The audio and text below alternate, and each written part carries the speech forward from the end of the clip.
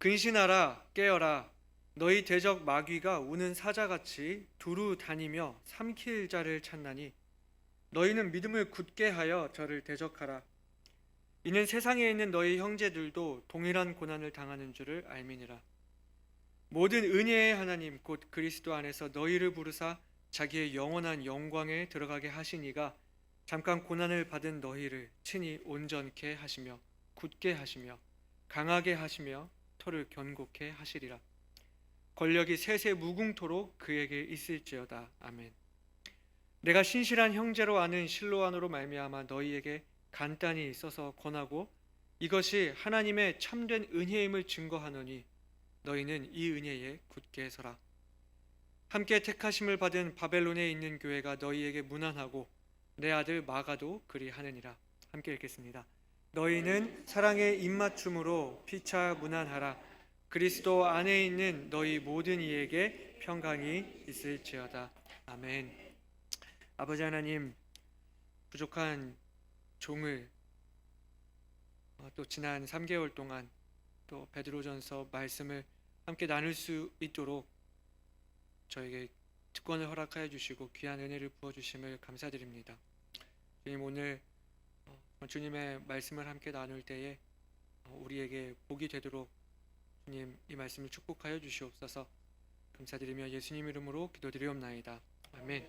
네, 자리에 앉으시겠습니다.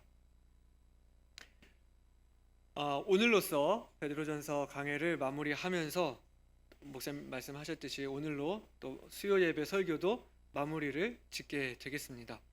그리고 다음 주에는 다시 미국으로 돌아가게 됩니다. 3달이 넘는 시간이었는데요.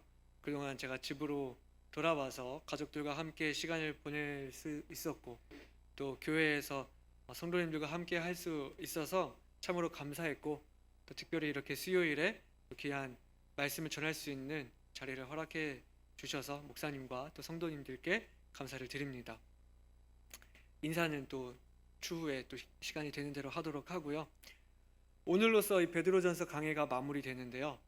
마침 또 저도 이제 수요 예배 설교를 이제 마무리를 지어야 하는 또 입장에서 과연 베드로전서 이 서신을 마무리를 지으면서 어떤 마음으로 이 서신의 마무리를 지을까 하는 마음이 조금 더 이렇게 그런 마음으로 이 말씀을 좀 봤던 것 같아요. 그러면서 베드로가 마지막으로 성도들에게 권면하고 싶었던 것이 무엇이었을까 하는 그 마음이 이 설교를 마무리하려고 하는 저의 마음과 좀 동일했던 것을 보면서 더욱 저는 더 감사했습니다. 우리는 지금까지 베드로 전서를 새로운 삶이라는 하나의 제목으로 정해놓고 이 말씀을 함께 나누었습니다.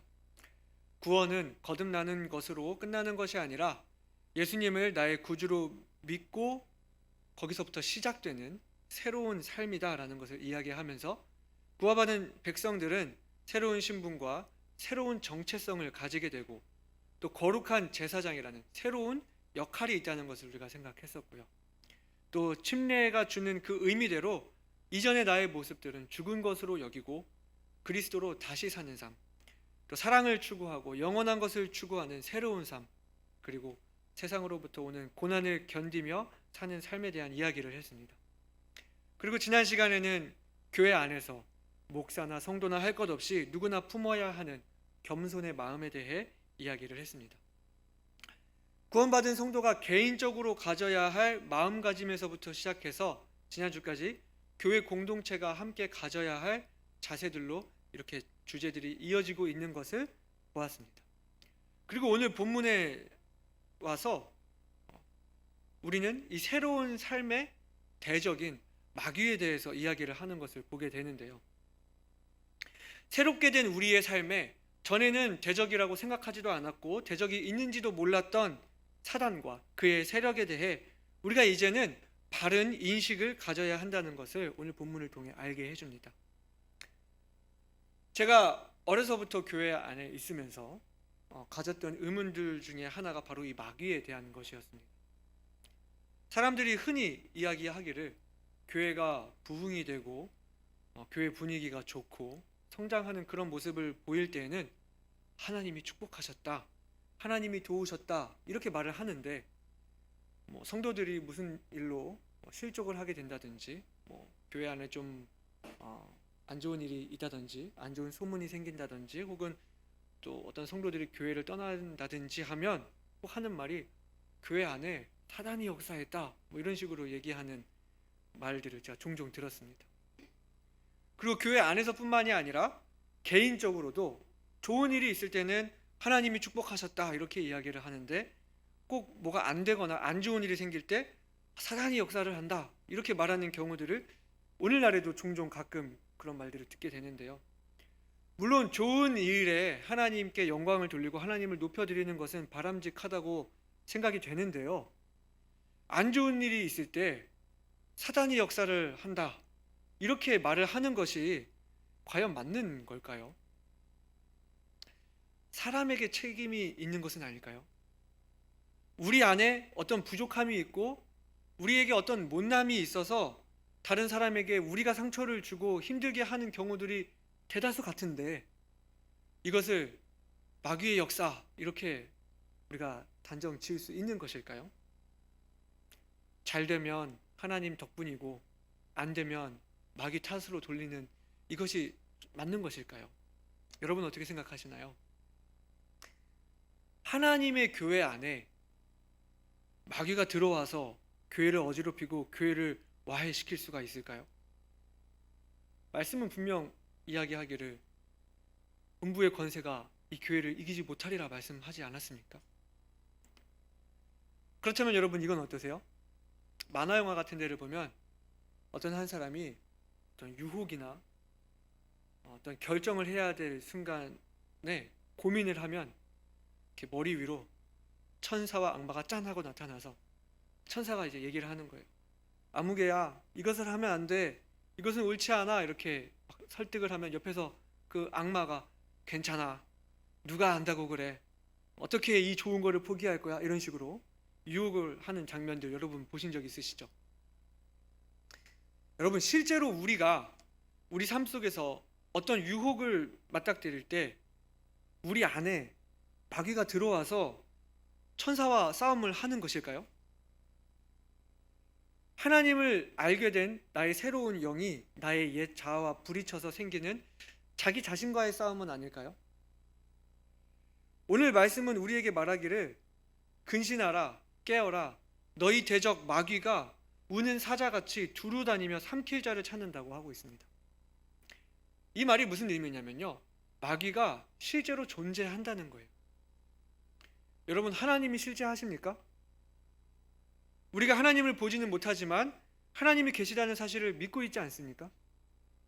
그렇다면 우리가 분명히 인식해야 할 것은 우리 대적인 마귀도 분명히 존재하고 있다는 사실입니다.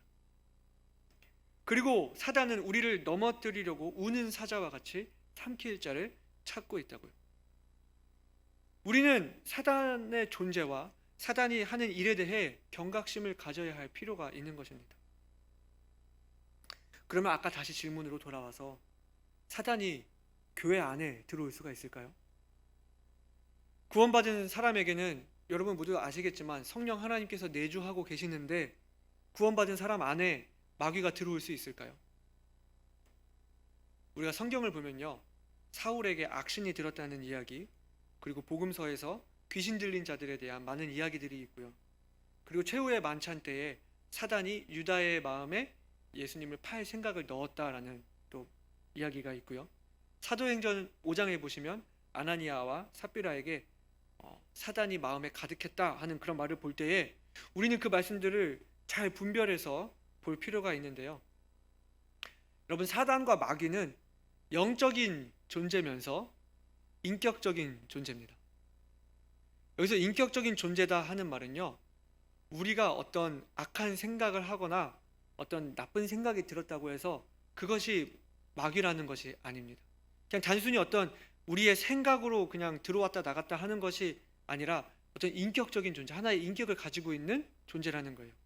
그래서 여러분 복음서에서 보면 귀신이 들린 사람들에 대한 어떤 특징들을 보게 될 때 이것은 분명히 알 수 있는, 눈에 확실하게 띄는 어떤 병세를 가지고 있던지 아니면 이상 행동을 보였던 것을 알 수 있고, 또 말씀을 보게 되면 그 사람 안에 들어가 있는 귀신과 예수님이 대화를 하는 것을 볼 수가 있게 되는데요.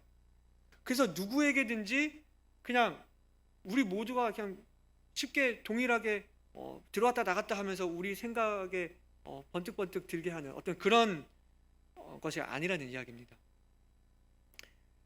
하나님은 어디에나 계신 분이죠. 이것을 신학 용어로는 편재하신다고 그렇게 말을 하는데요. 하나님은 모든 사람의 마음에 동시에 동일하게 존재하실 수 있습니다. 그러나 사단은 하나님이 아니기 때문에 사단은 편재하지 못합니다. 그래서 육신이 없는 영적인 존재지만 한계가 있기 때문에 이 사람 마음에도 저 사람 마음에도 동시에 여러 군데에 있을 수는 없다는 것입니다. 그래서 사단이 여러 사람 마음에 들어왔다 나갔다 하면서 그 사람 여러 사람을 동시에 역사할 수 있는 것이 아니고요. 그래서 그는 우리들을 미혹시키고 거짓말로 유인해서 우리들을 시험에 들게 하는 것이지 우리 안에 들어와서 내주할 수 있는 것이 아닙니다. 따라서 내가 어떤 예기치 못한 질병에 걸렸다고 해서 마귀에게 조롱받는 것이라고 생각해서는 안 되는 것이고, 내 머릿속에 드는 어떤 악한 생각이 들었을 때 그것들이 모두 사단이 심은 것이라고 생각할 수도 없다는 것입니다. 자, 그러나 우리가 분명히 성경에서 사단이 사람에게 직접적인 그런 위험을 가하기 때문에 우리가 이것을 무시해서는 안 되지만, 사단에 대한 바른 이해와 또 우리가 어떻게 마귀에게 대적할 수 있는지를 알아야 하는 것이죠. 성경은 말하기를 사단이 공중의 권세를 잡은 자라고 이야기를 했습니다. 세상 권세를 쥐고 있는 것이 사단이라고. 예수님이 이 땅에 다시 오실 때는 예수님께서 주권을 쥐고 사단을 옥에 가두게 되겠지만, 그때까지는 사단이 이 세상에 악을 펼칠 때까지 하나님이 두신다고 했습니다. 그래서 오늘날 우리 그리스도인들에게 사단이 주는 영향은 사단이 권세를 쥐고 있는 그 세상의 세력으로 우리에게 도전을 하는 것입니다.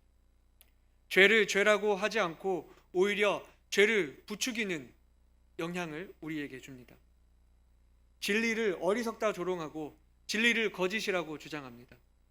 세상에 권력을 쥐고 있는 정재계에서, 언론과 미디어를 비롯한 세력에서, 교육계에서 인권이라는 이름으로, 다양성이라는 이름으로, 유행과 문화라는 이름으로 쾌락과 방종을 종용하고 우리의 가치관을 흔들며 그 흐름에 따르지 않으면 도태되는 것처럼, 자기들의 세상에 속하지 않으면 이 세상을 살아갈 수 없을 것처럼 우리를 위협하고 우리들이 바른 선택을 하지 못하도록 만드는 것입니다. 예배보다 대학 입시가 더 중요해서 주님을 섬기는 것은 대학에 합격하고 나서 해도 괜찮다며 그렇게 학생들을 유혹하지 않습니까? 청년들에게 취업이 중요하다 이야기하면서 내가 먼저 일단 자리를 바로 잡아야 주님도 섬길 수 있는 게 아니겠냐며, 이런 식으로 얼마나 많은 우리의 젊은이들과 다음 세대들을 세상으로 떠나게 했습니까? 그래서 하나님의 자녀가 된 우리가 이 세상에 산다는 것은 이렇게 사단이 권세를 잡고 있는 세상에서 사단의 세력과 사단이 우리에게 주는 이 거짓 가르침들, 거짓 목소리들과 그 세력들과 다툼을 하고 있는 것과 같습니다. 지난 시간에 우리가 당하는 고난에 대해서 고난을 분별해야 된다, 이런 말씀을 제가 드린 적이 있는데요. 마찬가지로 마귀의 역사도 우리가 분별할 수 있어야 하는 것입니다. 마귀가 어떤 식으로 역사하는지, 어떤 식으로 우리의 마음을 흔들고 우리의 생각을 바꾸려고 하는지, 어떻게 우리를 하나님으로부터 멀어지게 하려는지를 바로 알아야 한다는 것입니다. 그러니까 마귀가 우리 안에 들어와서 우리 머리를 어지럽히고 우리와 어떤 대화를 시도하려고 하는 것이 아니라, 이렇게 사단은 세력을 만들고 세상의 힘과 압력으로 우리들을 넘어뜨리려고 한다는 겁니다. 우는 사자같이 삼킬 자를 찾는다고요. 사단의 그 세력으로 우리를 이리 몰고 저리 몰고 이렇게 몰아가면서 이리저리 흔들 때에 뒤처지고 낙오되고 무리에서 떨어지는 그 연약한 지체를 타겟으로 삼는다는 것입니다. 그러니까 여기서 우리가 그려볼 수 있는 하나의 그림은요, 이것이 어떤 개개인에 속한 개개인의 싸움이 아니라는 이야기입니다. 세력의 싸움인 거죠. 베드로는 어떻게 말하나요? 오늘 본문을 보시면 세상에 있는 너희 형제들도 동일한 고난을 당한다고요. 그러니까 본문이 말하고 있는 이 마귀와의 싸움은 개인적으로 개인 안에서 일어나는 어떤 유혹, 죄와의 다툼, 어떤 실수 이런 것들이 아닙니다. 세상 속에서 그리스도인이라는 이름으로 살아가는 모든 이들이 함께 겪게 되는 영적인 전투인 것입니다. 그렇기 때문에 우리가 알아야 할 것은 우리가 공동체적으로 더욱 단단해져야 한다는 것입니다. 사단은 내가 혼자 싸워서 이길 수 있는 존재가 아닙니다. 우리가 아무리 선함을 추구하고 내가 아무리 선하게 산다고 해도 이 세상이 악해져 가는 것을 막을 수는 없을 거예요. 좀 더 쉽게 비유를 하면요, 태풍이 지나간 지 얼마 안 돼서 또 태풍 3개가 온다고 뉴스를 봤습니다. 우리가 태풍이 온다는 소식을 듣고 잘 대비해서 태풍의 피해서 안 받을 수는 있어도 태풍 자체를 없앨 수는 없는 것과 같은 이치입니다. 하나님의 도우심과 은혜가 아니면 우리는 사단의 역사에, 사단의 권세에 승리할 수가 없습니다. 예수님이 이 땅에 다시 오셔서 사단을 오게 가둘 때 그때 승리하게 되는 것이고요. 우리는 그때까지 계속해서 휩쓸리지 않고 대비하고 버티고 있어야 하는 것입니다. 그래서 먼저 우리는 우리의 연약함을 인정해야만 합니다. 사단은 어마어마한 세력으로 우리를 삼키려고 하기 때문에 우리에게는 서로가 필요한 것입니다. 본문 이전에 베드로전서 5장 1절부터 7절까지 우리가 지난 시간에 함께 생각을 했는데요, 교회 안에서 겸손에 관한 이야기를 했습니다. 목회자나 성도나 동일하게 품어야 하는 마음, 그것이 뭐냐면 내가 하는 일이 아니라는 것, 내가 할 수 있는 일이 아니라는 것, 내가 무엇이 되어서 내가 무엇을 하는 것이 아니라는 것, 나의 약함과 다른 사람의 나음을 인정하는 것이 겸손이고, 우리가 그러한 마음을 가질 때에 우리는 다른 사람에게 도움을 요청할 수 있습니다. 우리가 함께일 때 사단의 세력에 대항하고 맞설 수가 있는 것이죠. 그래서 베드로는 이 메시지를 전하기 위해 서신의 마지막에 여러 사람들의 이름을 언급하는 것을 볼 수 있습니다. 오늘 본문 12절에 나오는 이 실루아노는 본문에 적힌 이 베드로의 말을 대필하여 이 서신을 기록하고 또 소아시아의 교회들에 회람하도록 했습니다. 이 실루아노는요, 사도행전에서 바울과 함께 전도 여행을 떠났던 그 실라와 동일 인물로 알려져 있습니다. 또한 본문 13절을 보시게 되면 함께 택하심을 받은 바벨론에 있는 교회가 문안한다, 이렇게 이야기를 했습니다. 여기 이 바벨론에 대해서는요, 대체적으로 로마를 의미한다고 많은 주석가들이 보고 있습니다. 계시록에서도 세상 권세를 쥐고 있는 것이 바벨론이다, 이렇게 이야기를 하듯이 이 당시에 세상의 권력을 쥐고 있던 나라가 바로 로마였고, 또 사단 권력의 아주 본산지라고 할 수 있는 그 로마 안에서도 이렇게 교회들이 존재하고 있고, 이 로마 안에서도 교회들이 함께 같은 싸움을 싸우고 있다는 것으로 지금 본문의 수신자들인 성도들을 위로하고 권면하고 있는 것입니다. 그리고 이어서 또한 내 아들 마가도 그러하느니라, 이렇게 이야기를 하고 있죠. 바나바의 생질, 바나바의 조카로 마가 문제로 인해서 바나바와 또 바울이 이렇게 전도 여행 중에 이렇게 헤어지게 됐지만, 바울도 나중에는 그 마가를 인정하고 이렇게 부르는 것을 보게 되는데요, 마가복음을 기록한 그 마가가 여기에서 나오고 있습니다. 이 전체적인 문맥을 보았을 때 지금 이 본문이 의미하는 바는 믿음을 지키려고 세상으로부터 받는 그 고난을 감내하고 있는 교회들에게 너희뿐이 아니야, 사단의 세력에 맞서 우리 모두가 함께 이 길을 가고 있어, 너희는 혼자가 아니야 라고 위로하고 있는 것이죠. 그러면서 14절에 가서 너희는 사랑의 입맞춤으로 서로 문안하라, 너희의 하나됨을 확인하라 하는 것입니다. 우리에게 든든한 백이 있고 우리에게 든든한 동료가 있다는 것입니다. 여러분, 어린 아이들이 서로 다툼을 하다가 불리해지면 어떻게 하나요? 쪼르르 달려가서 엄마 품으로, 아빠 품으로 들어갑니다. 그러면 다른 아이들이 더 이상 그 아이를 어떻게 하지 못하고 상황이 종료됩니다. 이와 같이 우리가 세상에서 사단과 맞서 싸울 때 혼자서 맞서 싸운다고 그렇게 덤빌 것이 아니라 우리 주님께로 피신해야 하고 우리의 공동체 안으로 우리를 숨겨야 하는 것입니다. 오늘 본문 10절은 말하고 있죠. 모든 은혜의 하나님 곧 그리스도 안에서 너희를 부르사 자기의 영원한 영광에 들어가게 하시니가 잠깐 고난을 받은 너희를 친히 온전케 하시며 굳게 하시며 강하게 하시며 털을 견고케 하시리라. 승리는 주님께서 주시는 것이라고요. 내가 가질 수 있는 것이 아니라 주님이 주시는 것입니다. 내 능력으로 내가 싸운다고 내가 이길 수 있는 것이 아니라는 이야기입니다. 우리가 주님께 피할 때, 주님을 의지할 때, 주님이 우리에게 주시는 말씀과 주님이 우리에게 보내주시는 사람들로 이 고난을 이기게 하시는 것입니다. 혼자 싸워서 이길 수 있는 것이 아니라고. 그렇기 때문에 우리는 서로를 의지하는 겸손이 필요하다고요. 여러분, 이 서신을 기록한 베드로가 그것을 너무나 잘 알고 있는 사람이지 않았습니까? 베드로를 생각할 때요, 베드로는 예수님께 남들은 다 주를 버려도 자신은 버리지 않겠노라 고백할 때 내가 할 수 있겠다 이렇게 말할 때가 있었습니다. 최후의 만찬의 순간에 내가 주와 함께 오게도 죽는데도 가기를 준비하였나이다 이렇게 이야기를 했습니다. 저는 준비가 되었습니다, 주님. 저는 어떤 자격을 갖추었습니다. 이렇게 주장할 때 예수님이 그에게 하신 말씀이 무엇이었죠? 네가 나를 3번 부인하리라.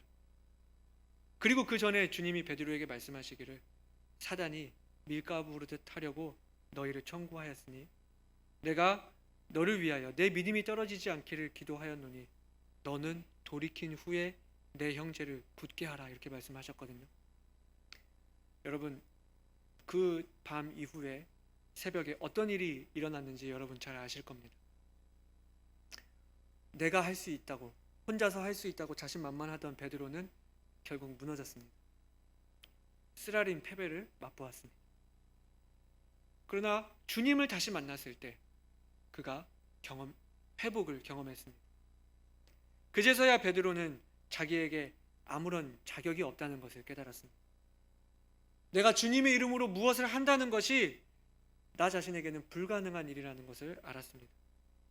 그래서 더 이상 주님 앞에 내가 주님을 사랑하노라 똑바로 말할 수 없는 그때에, 완전히 자신을 낮추어서 겸손하게 되었을 때에 주님이 베드로를 회복시켜 주시고 베드로에게 주님의 양들을 맡기신 것을 우리가 볼 수 있습니다. 베드로는 이것을 경험한 사람입니다. 너는 돌이킨 후에 내 형제를 굳게 하라. 이 말씀을 기억한 베드로가 베드로전서의 마지막인 오늘 부분에서 하는 말은 무엇입니까? 너희는 믿음을 굳게 하여 저를 대적하라. 은혜의 하나님이 너희를 친히 온전케 하시며 굳게 하시며 강하게 하시며 털을 견고케 하시리라. 12절에 베드로는 말하기를 간단히 썼다고 이렇게 말을 하고 있습니다. 여러분이 베드로전서가 다른 서신보다 좀 더 길거든요. 절대 간단하다고 할 수가 없는 그런 편지인데요. 하지만 우리가 베드로를 생각할 때 베드로가 경험한 그 모든 것들을 어떻게 다 말로 표현할 수가 있겠습니까? 그러나 베드로가 지금 간단하게 기록한다 얘기하면서 이 모든 것을 하나로 고백하는 그 한마디가 뭐냐면 이 모든 것이 하나님의 은혜였다. 자격 없는 나에게 주어진 특권이었다는 것을 고백하면서 다시 한번 너희는 이 은혜에 굳게 서라 라고 말하고 있습니다. 내 형제를 굳게 하라던 그 주님의 말씀대로 우리 마음을, 우리 믿음을 굳게 하라는 그 메시지로 본 서신을 마치고 있는 것을 확인할 수 있는 것입니다. 지금까지 제가 드린 그 말씀의 문맥을 정리해서 말씀드리면요, 사단이 세상 권세를 쥐고 믿는 그리스도인들을 삼키려고 두루 찾을 때에 그리스도인들은 극심한 고난을 겪을 수 있는데 그 고난을 견뎌내고 대항할 수 있는 비결은 바로 겸손하게 주님을 의지하고 겸손하게 공동체를 의지하는 믿음이라는 것입니다. 겸손히 주님을 의지하는 자에게 주시는 그 하나님의 은혜가 이 모든 것들을 가능하게 하는 비결이라는 것이죠. 지난 시간에 겸손에 대한 이야기를 하면서 저는 부족한 사람입니다. 그러니 다른 분을 시키시지요. 다른 사람을 찾으시지요. 저는 모자랍니다. 이렇게 이야기하는 것이 겸손이 아니라고 했습니다. 어쩌면 진정한 겸손이라는 것은 교회 안에서 저는 죄인입니다 라고 말하기보다는 저는 물질을 관리하는데 어려움이 있습니다. 저는 부당한 이득을 취하려는 유혹에 쉽게 노출되고 저는 그 부분에 쉽게 넘어갑니다. 저는 음란의 문제에 약하고 부족합니다. 저는 제 안에 교만이 있습니다. 저를 도와주세요. 기도해 주세요. 이렇게 자신이 가지고 있는 남들한테 말하지 못하는 그 자신의 연약함을 온전히 고백하는 것이 겸손이 아닐까요? 그리고 이것을 위해 함께 기도하고 사랑으로 덮어주고 형제가 이겨낼 수 있도록 돕는 일이 우리 교회가 해야 될 일이 아닐까요? 사랑하는 여러분, 이 세상을 살면서 여러분은 얼마나 하나님을 의지하고 있습니까? 얼마나 많은 경우에 우리들이 내 능력으로 내가 할 것처럼, 내가 할 수 있는 것처럼 살며 고군분투하고 계십니까? 여러분은 여러분의 약함을 고백하고 기도를 요청할 수 있는 지체가 있습니까? 혼자서 모든 것을 다 감당할 수 있을 것처럼 외로이 세상과 맞서고 있지는 않습니까? 내 능력으로는 안 된다는 것, 내가 이길 자격이 없다는 것, 그렇기 때문에 내게 은혜가 필요하다는 것을 고백합시다. 우리는 혼자가 아닙니다. 주님께서 우리에게 은혜로 주신 형제 자매들이 있습니다. 우리의 교회를 사랑합시다. 교회 안에서 우리가 서로 겸손하며 나의 약함을 인정하고 서로 요청하며 서로 도웁시다. 추운 북극에 사는 펭귄들은요, 서로의 몸을 밀착시킴으로 추운 겨울을 이겨냅니다. 펭귄들이 서로 몸을 밀착시켜서 하나의 군집을 이룬 뒤에 조금씩 움직입니다. 점점 안으로 들어갑니다. 무리 속으로 파고 들어갑니다. 그래서 서로의 체온으로 서로를 덮여주며 안으로 들어갑니다. 그러면 가장 안쪽에 있었던 펭귄이 다시 바깥으로 나와서 이제 가장 차가운 바깥쪽에서 그 펭귄 무리들의 바람막이가 되어줍니다. 그렇게 계속해서 서로 번갈아 가면서 희생하기 때문에 모두가 살 수 있습니다. 아마 따로 떨어져 있으면 얼어 죽고 말 거예요.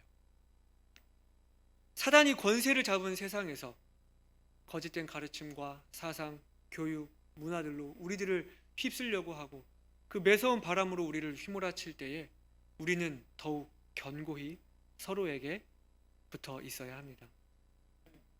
우리의 믿음을 견고하게 하는 방법, 우리의 교회를 더욱 견고하게 하는 것은 교만을 버리고 주님을 의지하고 우리의 형제 자매를 의지하는 겸손인 것이죠.